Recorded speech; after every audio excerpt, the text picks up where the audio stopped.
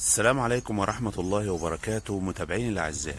انتشر في الأيام الأخيرة إعلانات عن الزواج من بنات تتارستان، وإن الزواج ده مجانا لأن في نسبة بنات كتيرة جدا جدا في الدولة دي وملهمش بديل من الرجال.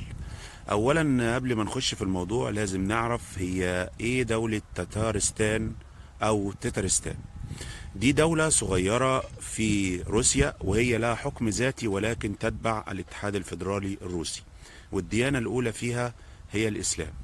طيب ثانيا، هل في فعلا زيادة في نسبة البنات عن الرجال في تترستان ولا لا؟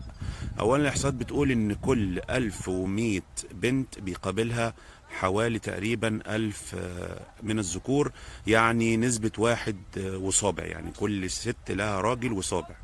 عشان نأكد ان من الاساس الاعلانات دي كلها اعلانات ليس لها الا 3 اهداف.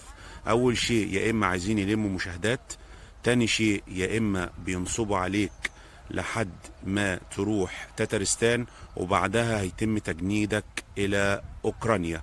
وده الشيء الوحيد اللي انا بنبه بيه الشباب المصري، لان الاعلانات كلها بتقول ان الزواج من غير اي فلوس خالص، وان هم عاملين مظاهرة عشان خاطر كده. وللأسف المظاهرة دي كانت عبارة عن تجمع لاختيار ملكة جمال تترستان سنة 2023، والكل بيستغلها وينشرها في الفيديو عشان خاطر الشباب يروح ويقع في المحظور ان هو يتجند عشان يروح يحارب في اوكرانيا، او يتم النصب عليه من عصابات تجارة الاعضاء.